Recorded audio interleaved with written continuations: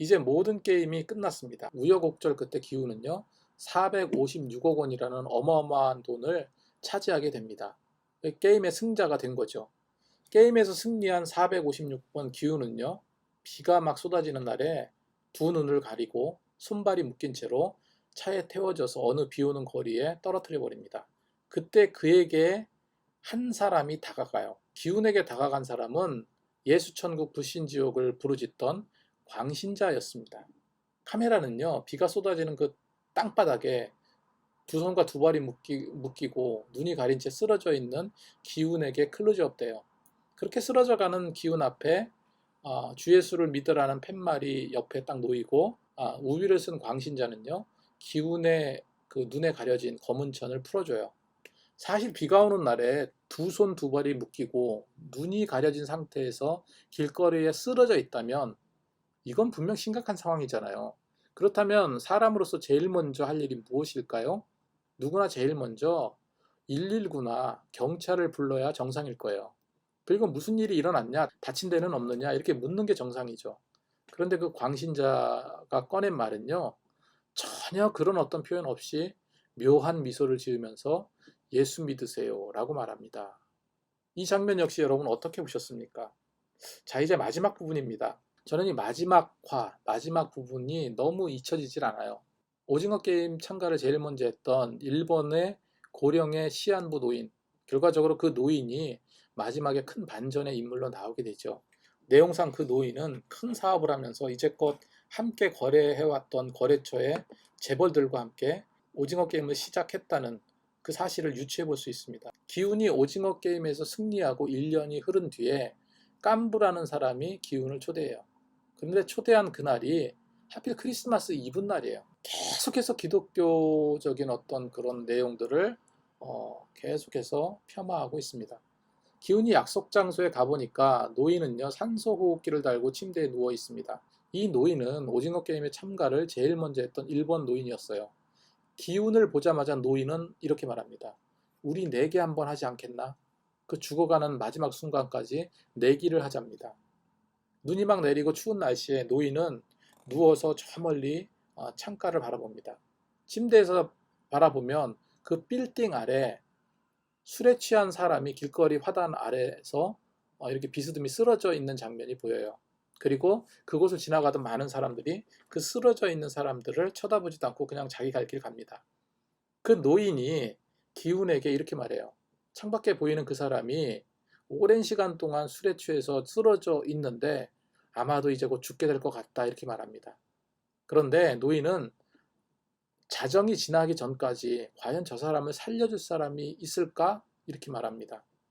창밖을 바라보니 아무도 쓰러져 있는 사람에게 관심을 주지 않고 있어요. 그런데 얼마 후 한 남자가 걸어갑니다. 그리고 쓰러진 남자에게 다가가 몸을 수색하듯 이리저리 만지작거리다가 그냥 갑니다.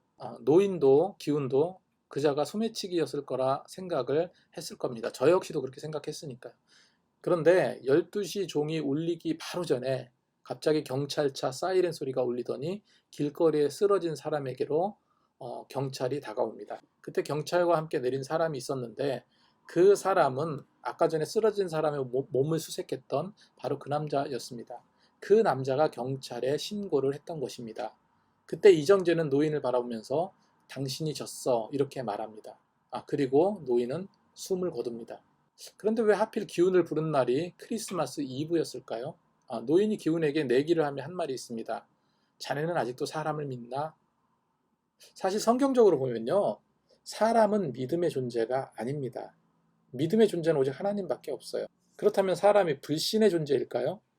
사람의 심령을 장악해서 악한 마음을 주는 영적인 사단의 세력이 있기 때문에 인간은 죄에 무기력하고 유혹에 빠져들기 쉬운 존재입니다. 그래서 사람은 믿음의 존재가 아니라 사랑해줘야 될, 그리고 사랑받을 그런 존재라고 말합니다.